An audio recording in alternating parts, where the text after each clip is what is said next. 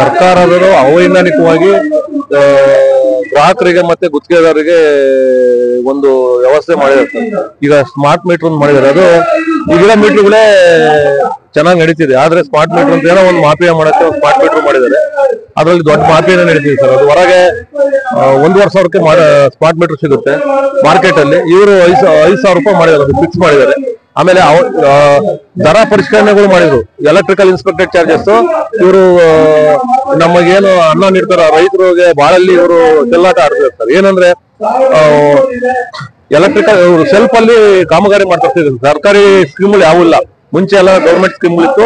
ಇದನ್ನ ನಿಲ್ಲಿಸ್ಬಿಟ್ಟು ಸರ್ಕಾರಿ self education work ಮಾಡ್ಬೇಕಾದ್ರೆ ಎಲೆಕ್ಟ್ರಿಕಲ್ ಇನ್ಸ್ಪೆಕ್ಟೆಡ್ ಗೆ ಸೇವಾ ಶುಲ್ಕ ಅಂತ ಹೇಳಿ 3,100 ರೂಪಾಯಿ ಕಟ್ತಿದ್ವಿ ಮುಂಚೆ. ಈಗ ಅದು ಏಕಾಏಕಿ 9,000 ಚಿಲ್ಲರೆ ಮಾಡಿದ್ದಾರೆ. ಆ ಸ್ಕೆಚ್ಗೆ 500 ರೂಪಾಯಿ ಕಟ್ತಿದ್ವಿ, 1,600 ರೂಪಾಯಿ ಮಾಡಿದ್ದಾರೆ.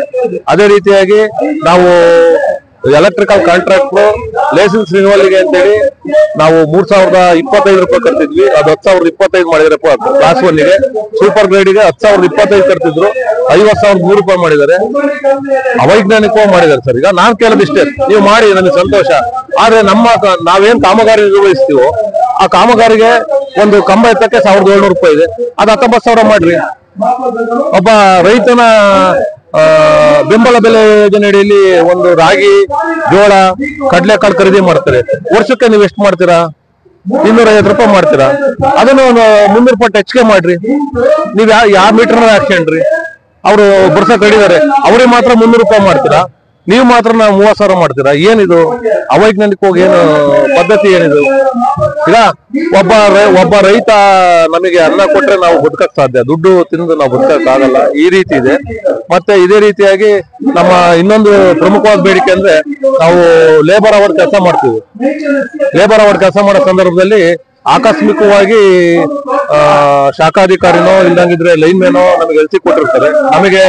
ನಮಗೆ ಆ ಲೈನ್ ಪರಿಚಯ ಇರಲ್ಲ. ಅಲ್ಲಿ ಹೋಗಿ 10,000 ರೂಪಾಯಿ ಒಂದು ಯಾವ್ದೋ ಬ್ರೋಕನ್ ಪೋಲ್, ಮಳೆಗಾಲಿ ಕಂಬ ಮುರಿದಿರುತ್ತೆ. ಆ ಕಾಮಗಾರಿ ನಿರ್ವಹಿಸುವ ಸಂದರ್ಭದಲ್ಲಿ ಒಂದು ಎಲೆಕ್ಟ್ರಿಕಲ್ ಆಕ್ಸಿಡೆಂಟ್ ಆಗುತ್ತೆ.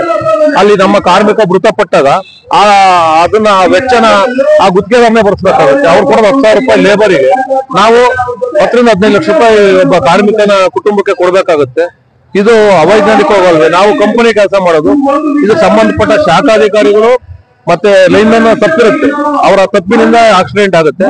ಇದನ್ನು ದಯಮಾಡಿ ಇಂತ ಏನಾದ್ರು ಆಕ್ಸಿಡೆಂಟ್ಗಳು ಆದ್ರೆ ಇದನ್ನ ಸಂಬಂಧಪಟ್ಟ ಎಸ್ಕಾಂಗಳು, ನಮ್ಮಲ್ಲಿ ಬೆಸ್ಕಾಮ್, ಚೆಸ್ಕಾಮ್, ಮೆಸ್ಕಾಮ್ ಅಂತ ಸಂಬಂಧಪಟ್ಟ ಎಸ್ಕಾಂಗಳೇ ಬರ್ಸ್ಬೇಕು. ಯಾಕಂದ್ರೆ ನಾವು ಕಂಪನಿ ಕೆಲಸ ಮಾಡಕ್ ಹೋಗೋದು. ನಾವು 10,000 ರೂಪಾಯಿ ಕೆಲಸ ಮಾಡಕ್ ಹೋದಾಗ ಅದರಲ್ಲಿ ನಾವು ಕೂಲಿ ಕಾರ್ಮಿಕರಿಗೆ ದುಡ್ಡು ಕೊಡ್ಬೇಕಾಗುತ್ತೆ, ಟ್ಯಾಕ್ಟ್ರಿ ಬಾಡಿಗೆ ಕೊಡ್ಬೇಕಾಗುತ್ತೆ. ನಮ್ಮ ಖರ್ಚು ಎಲ್ಲ ತೆಗೆದ್ರೆ 1,000 ಉಳಿಯೋದು ದೊಡ್ಡ ಲೆಕ್ಕ ಇರುತ್ತೆ. ನಾವು 1,000 ದುಡಿಯಕ್ಕೆ 15-20 ಲಕ್ಷ ನಾವು ಖರ್ಚು ಮಾಡ್ಬೇಕು ಅಂದ್ರೆ ಇದು ಭಾರಿ ಅವೈಜ್ಞಾನಿಕವಾಗಿ ಪದ್ಧತಿ. ಅದೇ ರೀತಿಯಲ್ಲಿ 1 to 5 lakhs ಒಳಗೆ ಈಗ ಆಲ್ರೆಡಿ KPTT ಆಗ್ತದೆ. ಸ್ಥಳೀಯ ಗುತ್ತಿಗೆದಾರರಿಗೆ ಟೆಂಡರ್ 1 ರಿಂದ 5 ಲಕ್ಷದ ಕಾಮಗಾರಿ ನಿರ್ವಹಿಸ ಕೊಡಬೇಕು ಅಂತೇಳಿ ಆದೇಶ ಇದ್ರು ಸಹ ಕೆಲವು ಅಧಿಕಾರಿಗಳು, ರಾಜಕಾರಣಿಗಳಿಗೆ ಗೊತ್ತಾಗದ ರೀತಿ ಕೆಲವು ಅಧಿಕಾರಿಗಳು ಕಳ್ಳಾಟ ಆಡ್ತಿದ್ದಾರೆ. ಈಗ ನಮಗೆ 1 ರಿಂದ 5 ಲಕ್ಷ ನಾವು SR ದರ ಪಟ್ಟಿ ಅಂತ ಕೆಲಸ ಮಾಡಕ್ ಹಿಡಿದ್ರು ಸಹ ದೊಡ್ಡ ಮಾಫಿಯಾ ಮಾಡ್ಕೊಂಡು SR ರೇಟಿಗೆ ಪ್ಲಸ್ ಮಾಡ್ಕೊಂಡು ಟೆಂಡರ್ ಕರೀತಿದ್ದಾರೆ. ಆ ಟೆಂಡರ್ ಪಡೆದಂತ ಗುತ್ತಿಗೆದಾರರು ಸರಿಯಾದ ಸಮಯಕ್ಕೆ ಕಾಮಗಾರಿ ಮುಗಿಸ್ತಿಲ್ಲ. ಅವ್ರು ಹೇಳ್ತಾರೆ ಟೆಂಡರ್ ಕರೆದಾಗ ನಾವು ಇದು ಸರ್ಕಾರದ ಮಹತ್ವಾಕಾಂಕ್ಷಿ ಯೋಜನೆ, ಇದನ್ನ ನಾವು ಸಮಯಕ್ಕೆ ಸರಿಯಾಗಿ ನಾವು ಇದನ್ನ ಪೂರೈಸಬೇಕು ಅಂತ ಹೇಳ್ತಾರೆ. ನಮ್ಮ ಹಸ್ತೂರಲ್ಲಿ VIP ವರ್ಕ್ ಟೆಂಡರ್ ಕೊಟ್ಟಿದ್ದಾರೆ. ಅವನು 100 ವರ್ಕ್ ಮಾಡಕ್ಕಾಗಿಲ್ಲ. ಅದೇ ನಮಗೆ SR ರೇಟಿಂಗ್ ನಮಗೆ ಕೊಟ್ಟಿದ್ರೆ ನಾವು 1 ತಿಂಗಳಷ್ಟು ಕಾಮಗಾರಿಗಳು ಮುಗಿಸಿದ್ವಿ. ಆಮೇಲೆ ವಿಭಾಗೀಯ ಉಗ್ರಾಣಕ್ಕೆ ಅವೈಜ್ಞಾನಿಕವಾಗಿ ಸಾಮಗ್ರಿಗಳನ್ನ ಖರೀದಿ ಮಾಡಿ ಹಾಕ್ತಾರೆ. 1,000 ಕೋಟಿ ರೂಪಾಯಿಂದ ಈಗ ನಮ್ಮ ಬೆಸ್ಕಾಂ ಎಲ್ಲ ವಿಭಾಗೀಯ ಉಗ್ರಾಣಗಳಲ್ಲಿ 1,000 ಕೋಟಿ ರೂಪಾಯಿ ಸಾಮಗ್ರಿಗಳಿದಾವೆ. ಅವೆಲ್ಲ ಖರೀದಿ ಮಾಡಿದ್ದಾರೆ. ಅದಕ್ಕೆ ಯಾವ ಕಾಮಗಾರಿ ಯಾವ ವರ್ಕ್ ಆರ್ಡರ್ಗೆ ಅಂತಿಲ್ಲ, ಸುಮ್ಮನೆ ಅದಕ್ಕೆ ಕೋಟ್ಯಾಂತರ ರೂಪಾಯಿ ದುಂದು ವೆಚ್ಚ ಮಾಡ್ತಿದ್ದಾರೆ. ಇದರಿಂದ ನಮ್ಮ ಗ್ರಾಹಕರ ದುಡ್ಡು ಫೋಲ್ ಆಗುತ್ತೆ. ದಯಮಾಡಿ ಅಂತ ಅಧಿಕಾರಿಗಳ ವಿರುದ್ಧ ಸಂಬಂಧಪಟ್ಟ ಇವರು ಶಿಸ್ತು ಕ್ರಮ ತಂದು ಮುಂದೆ ಅಂತ ಅವಕಾಶಗಳು ಆಗದಂಗೆ ತಗೋಬೇಕು.